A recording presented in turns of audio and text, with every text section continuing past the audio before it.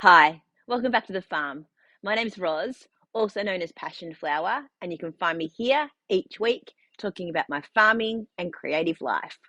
This is going to be a bit of a different format this week than my regular weekly updates. Instead, it's going to be a bit more of an in-depth chat about my cruise holiday and our experience on the P&O Australia Christmas cruise on the Pacific Explorer. And the reason for this is because, well, it was a wonderful time and it was for a full week. So it's kind of like a catch up from one of the weeks while I was away. I gave a really quick update last week, but also because I'd felt a bit of pressure before the cruise because it had been my idea and I'd sort of encouraged the family to go along. And I am super relieved that they had a great time. But in the lead up, and once we'd sort of committed to the cruise itself, I wanted some more information about particular things so that I could be a bit more prepared and so that I could sort of manage some of the expectations of my family.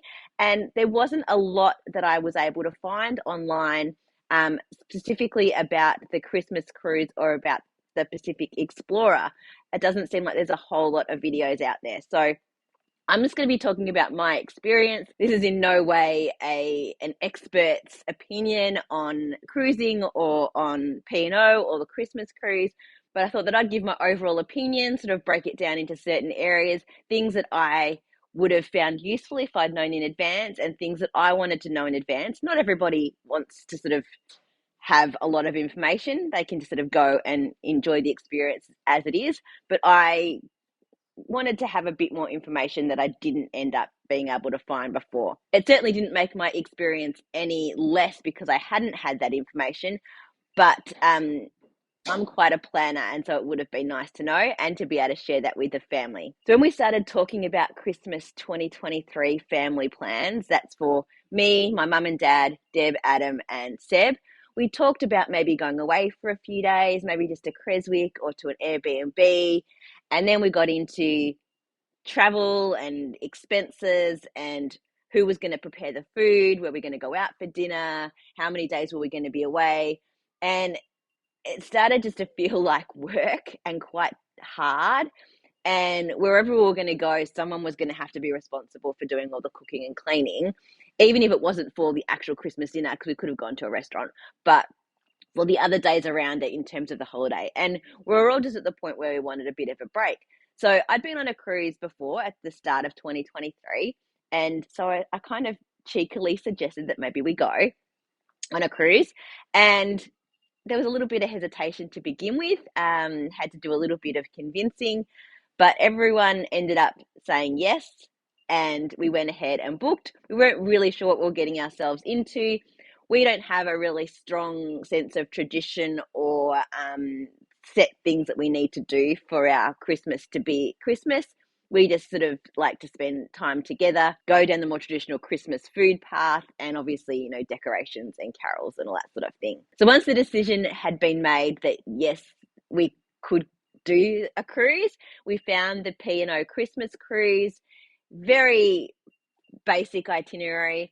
It went to Kangaroo Island, Hobart, and Port Arthur. So it was a good balance of port days and sea days. It wasn't for very long. It was 7 nights, and it was in and out of Melbourne. And that was sort of our criteria. We didn't want it to be too long because we didn't want to be away from the farm for too long.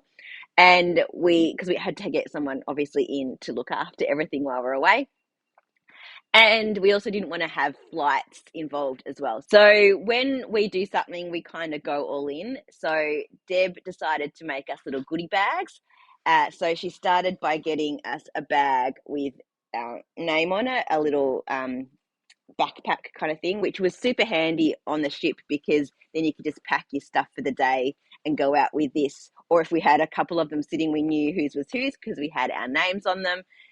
Then she filled it with a whole lot of goodies that we were able to use during the cruise. She gave us this just after we embarked, and it was a nice little thing to do together. So we got a visor that we all wore to the sail away party. We got the travel bands, which were really handy for when you felt a little bit seasick. a face mask or eye mask for sleeping. What else is in here? There were earplugs as well, but I don't think I have them in here. She gave us all our own cruising duck to keep, and I'll talk a little bit more about cruising ducks a little bit later.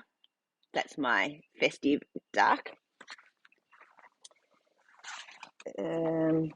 And we each got a lanyard, and this one's really handy because it clips off. So if you ordered a drink, you could just give the bottom part and had your card on here and then just clip it back on.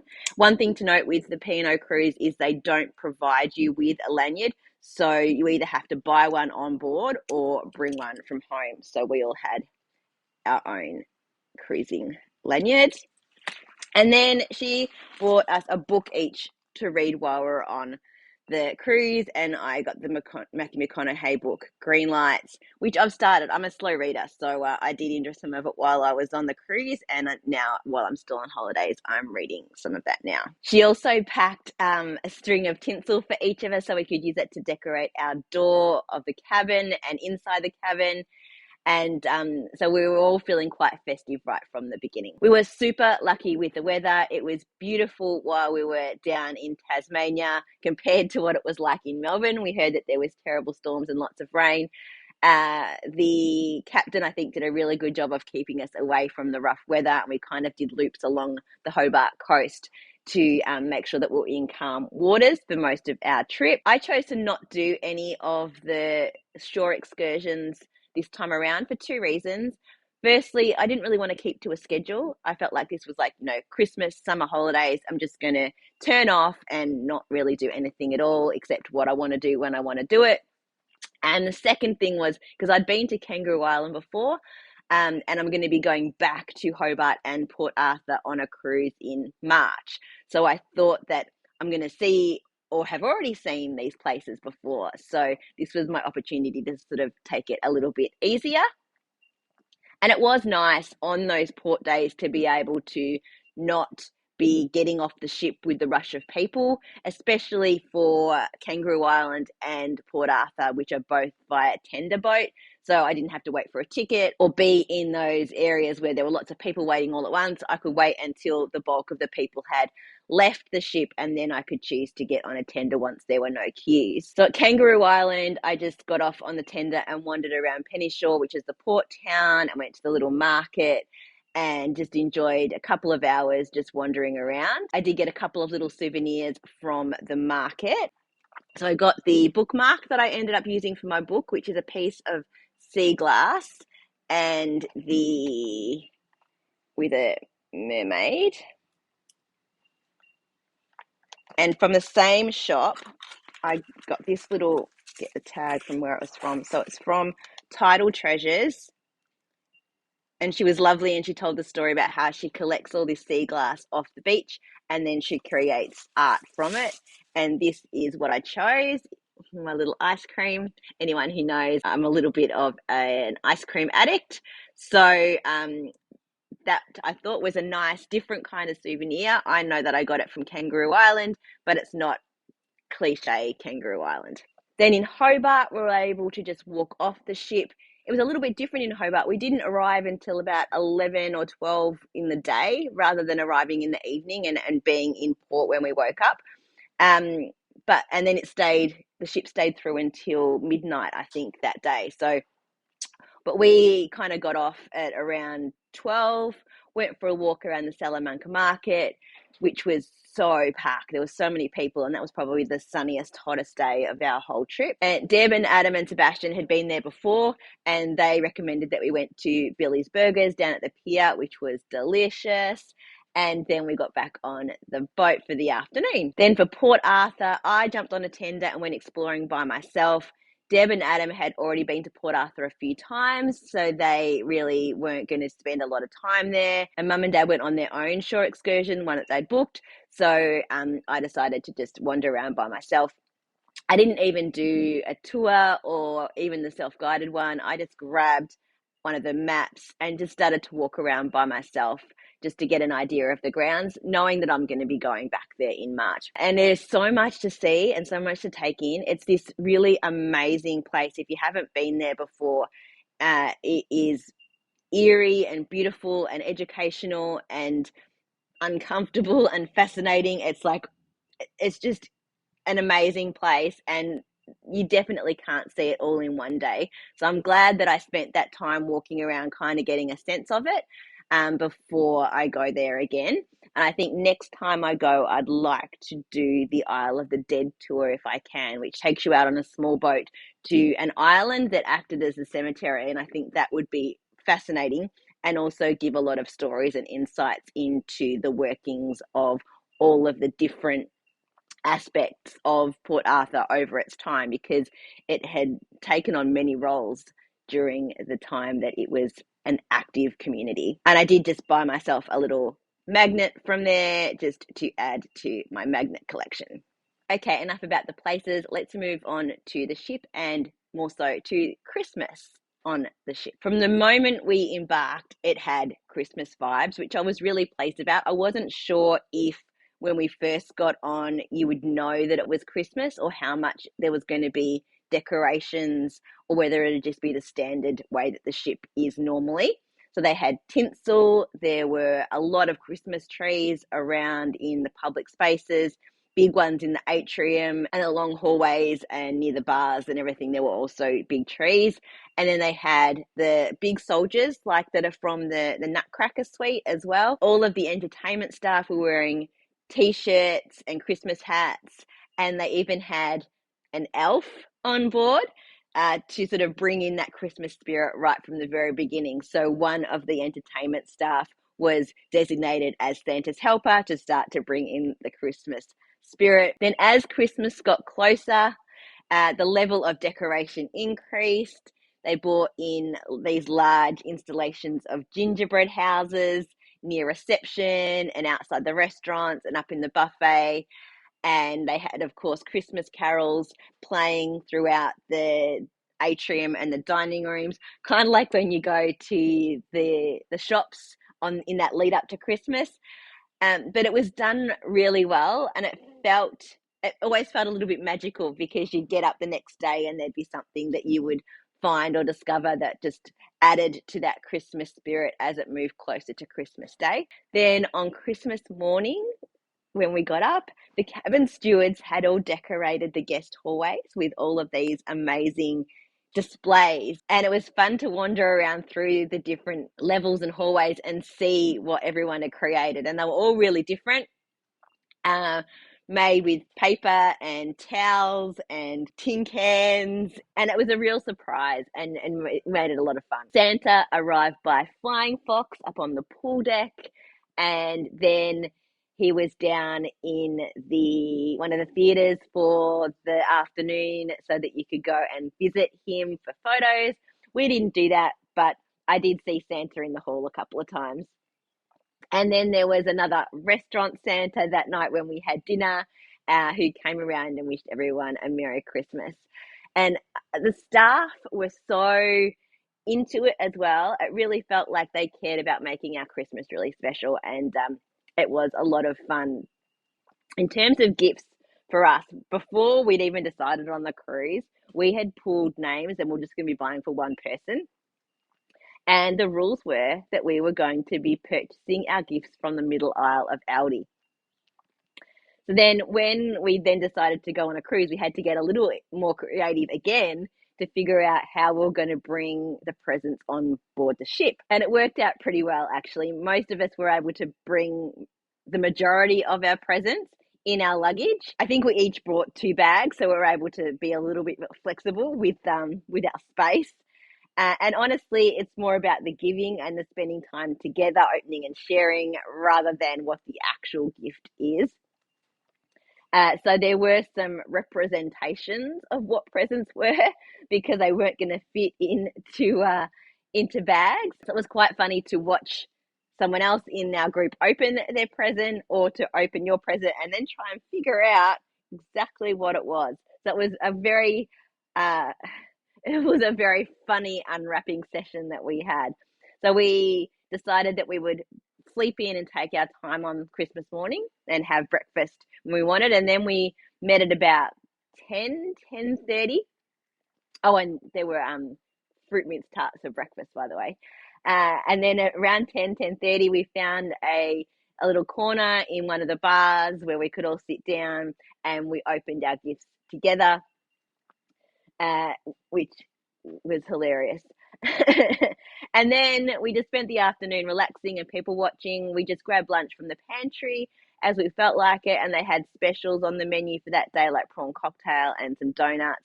I just quickly popped in there because I'd had quite a big breakfast, so I didn't eat a lot for lunch that day because then we were having an early dinner. We met in the dining room for a proper sit-down Christmas dinner, and the menu choices were really great. It was quite traditional food, the turkey or the ham, plenty of side dishes. There were bonbons on the table, the ones with the paper crowns and the joke and the toy. So we all did those, and which is what we would do at home. We were able to pre-order a bottle of wine, so it was ready for us when we got there. So drink service was really quick and easy. The food was really delicious, and there was plenty of it. It was the perfect amount of food. So there was entree, main with extra sides and dessert. And so it was a fabulous time to just sit around and talk and enjoy each other's company without the preparation, the cooking, the cleanup, all of that. The only thing that I think we all really missed, that we only figured out that we missed when we got home, was that there was no leftover ham in the fridge. When we got home a few days after Christmas, it was like, oh, we don't have any leftovers. So we ended up picking up a discounted Christmas ham. So we have been enjoying that since we got home. So problem solved. The rest of the food and drink in general was fabulous. There was so much choice and so much flexibility. And I think that really won over my mum and dad. And it definitely won over Sebastian because he was able to eat as much as he wanted whenever he wanted. We had all chosen to get the refreshment drinks package, which included the teas and coffees and ice versions and bottled water and soft drinks and mocktails. One thing that I wasn't sure about with the mocktails before I went, it was not clear anywhere on any of the forums or anything that I'd seen, was what mocktails that were available. And they're not on a menu as such. They only have 3 mocktails, and they are passion fruit, watermelon, or lychee. So you just ask for one of those, and they're available at all of the bars, and they will just make that up for you. I was also really impressed with the way they served the takeaway coffees. They had the bottom of the cup is like a hard reusable cup, and then they just put a lid, like takeaway lid on top so it doesn't spill. And they had the same size, and they would either make it a small, so not fill it all the way, or a large. And so they were able to reuse the bottom hard part, wash and reuse, and only be throwing away the top lid part. And it was really good because in the mornings I would be able to get my barista made coffee, large, in the hard container, and then I could take it into the dining room and have my breakfast in there with a proper coffee, because in the dining room they only had filtered coffee, which was fine, but not my preference. And so because you were able to kind of walk around with your drinks wherever you went, you were able to take a proper coffee in for breakfast. On our first day on board, I had to make all of our dinner reservations, which was probably the most stressful thing that I had to do during the whole holiday. And it was not stressful at all. I just was very aware that it was on me to make sure that we all got the reservations that we wanted, because we'd made it a rule for ourselves that even if we didn't spend the rest of the day together, that dinner time would be the time that we would all catch up as a family. So we probably throughout the day would see maybe not everybody, just some people, or not anyone at all. It was completely up to whatever we were doing for ourselves for the day. But then dinner time was when we would all come together. So because we were a group of 6 people, the only way I could actually make our dinner reservation was to do it in person or on the phones on the ship. And in person was so easy. They had tables set up outside the front of Dragon Lady and Angelo's, 2 of the restaurants that were included, And they had this every day. So if there was ever a problem or you needed to change, you could just go and see them and make your bookings. And so on the first day, I made a reservation for every night for us, except for Christmas, which we had to wait until we were sailing to do. And they had all the information about that for Christmas Day. So it was like you could only book on these days between this time. And I think that was so that they gave everybody an equal opportunity to get what they wanted. And Christmas menu was the same, but they were serving it across the three restaurants. So, which was Dragon Lady, Angelo's, and Waterfront. And so after that time, you were able to see what each of them were like and then decide where you would like to have your Christmas dinner as well. So that was no problem to go back and make that booking separately from the rest. But on that first day, I made all of our dinner bookings. So they were able to join our reservations together. They were able to see that Deb had a gluten-free request. So that was always in the system. And then once I'd made the booking, you got a little docket which told you when and where and how many people, all of the details, so you could sort of have a reference.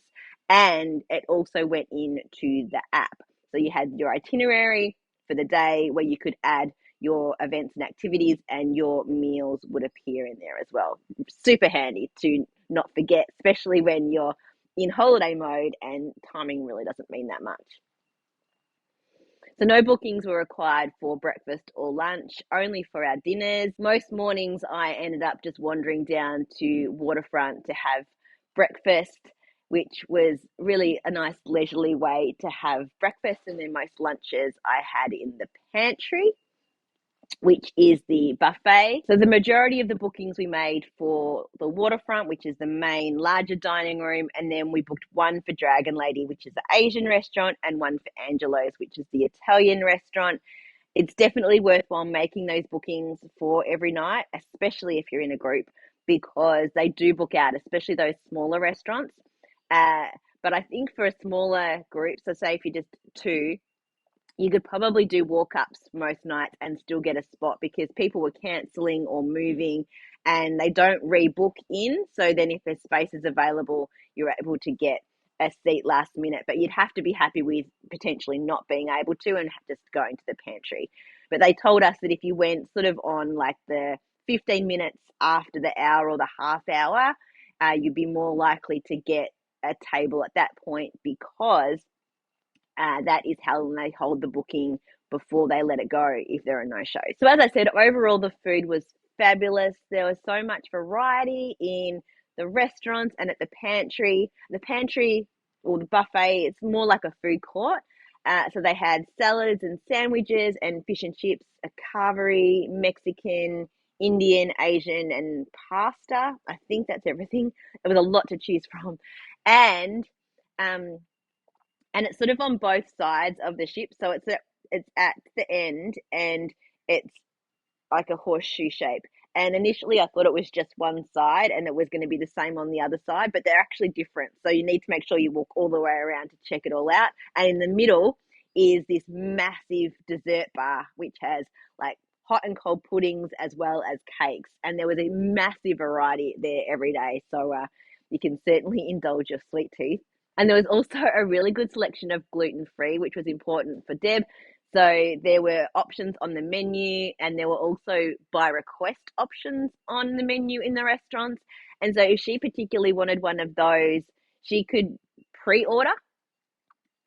So just check the menu on a day-to-day basis, and if there was something that was gluten-free by request, she could pre-order, and then she would be assured that that was going to be available for her that evening for dinner, which was really a nice thing to be able to do, so that she knew that she was going to be able to have food that she was going to enjoy and not just, have to make do with something that wasn't necessarily what she felt like. They also always double checked all of your dietary requirements and were really careful when they placed the food down to make sure that you got the correct dish, because obviously sometimes there's only very subtle differences between them.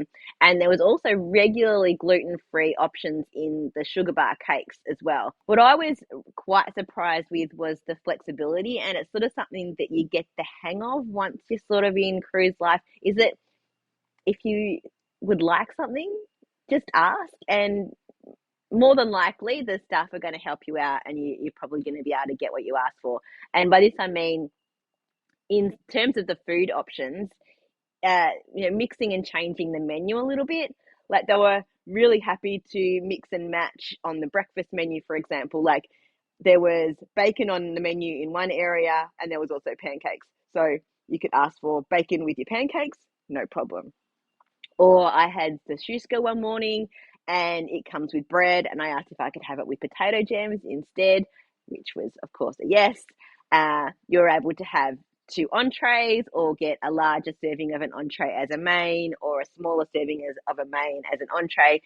So we all ate really, really well because we're able to mix and match our foods to basically what we felt like, which is so much better than like being on holiday at home and maybe just having like toast and noodles and having to actually get up and make something yourself. So everything was what we wanted when we wanted, and there was so much choice. Of course, there were all of the regular cruise activities like trivia and crafts and bingo and dance lessons and live music and karaoke and shows, and then outdoor activities like table tennis and shuffleboard, so many different things.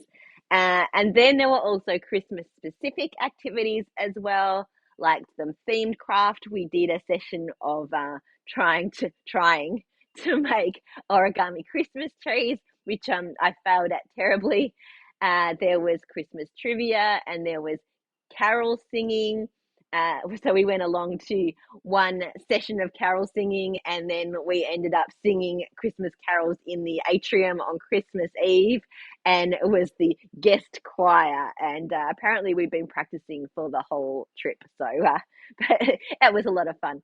And there was also a special Christmas variety show separate from the regular shows that they offered on the cruise. Most of the activities were very kitsch and daggy, but I kind of think that's part of their appeal and part of the fun. And for us, it was just about getting involved and embracing that, and joining in when we wanted to or not, and letting that over the top dagginess be part of what created the Christmas spirit for us, in terms of being really active and involved and wanting to be part of everything that was going on. So each evening you get the good times, which is the daily newsletter with all of the activities. So we would spend some time looking at that and deciding what we're going to do the next day, what silly activities we we're going to get involved in, or when we would meet for our Christmas gift giving instead, sort of like in a downtime. And then you could add those to your app, as I said before. So you could see that there was a show on at this time, or that there was a trivia wanted to do, and you could add it. So then you just see your activities, and it would send you a reminder of when it was on. We also used the app for our communication with each other. It had a little messaging service in it. So right, because we didn't have Wi-Fi, especially while we're at sea. When we were in port, we could get like from the towers, we could get 4G, but not while we're at sea. So we just used the messaging service on the app, and it worked really well to be able to find where each other were and say, oh, I'm going to go do this. Do you want to join? Or I'm going to play, do you want to play a board game in the bar in 5 minutes? We'll meet you there, sort of thing. So we did some activities by ourselves, and we'd talk about them at dinner the night before, about things we might want to be doing. Or then we would sit and find a nice spot to people watch, or find a nice spot to be away from people. And you think on a big cruise ship with thousands of people that you're not going to be able to find a quiet spot, but there always seemed to be somewhere where you could be a bit more alone, even if it was just walking around the deck a few times, or there was always nice little spots to just sit and relax. Or to be quite social and sit in a bar and play a game and listen to music and all of that stuff at the same time. So we certainly had the best of both worlds. I mentioned before cruise ducks, and I'm not sure if you have heard of these before. They're extremely daggy and fun, but it's a game where you buy little rubber duckies like the one I showed you, and you hide them on the ship. So you put a label on them that says the cruise and who hid them, and how to record them. And there's a Facebook group that people can go to when they find them, and they can either choose to keep the duck or to rehide them. And it's super silly and fun. So we chose to hide a few each. We chose one of the early sea days to do this, and in the end, I think 6 or 7 of our ducks ended up being posted onto the Facebook page, which from the numbers we hid is actually quite good. A lot of people will just find them and keep them and not go through the process of joining the Facebook page. But yeah, it was fun to sort of sneakily sort of hide them around. So you put them in public areas. You're trying to not be seen hiding them. It was not funny to actually sort of then sit back and watch to see if anyone would take them while you were sort of in the vicinity, sort of subtly trying to see. So that was a lot of fun. So as I said in the opening, there was a little bit of pressure on me for this holiday to go well because it was my idea. But I'm so pleased that we all had a really fabulous time and really enjoyed ourselves. It was a memorable and enjoyable holiday, and it was really nice to do it as a family. And I'm really glad that we went. I'm not really sure what my expectations were going in as far as the Christmas experience, but everything was so fabulous in terms of the decoration and the spirit and the way the staff um, were in terms of Christmas, but also in terms of just general service as well. And the food and drink were really great. And I'm just so pleased that we went. It was relaxing, fun. I just don't have enough good things to say about it, really. It was just a really fabulous holiday. So thanks for taking the time to watch this video. If you've got any specific questions about my experience or about the P&O Pacific Explorer, please leave them in the comments below and I'll make sure to answer you back there. And I really appreciate you watching this video, and check in next week for a regular weekly update. And I look forward to seeing you next week on the farm. Bye.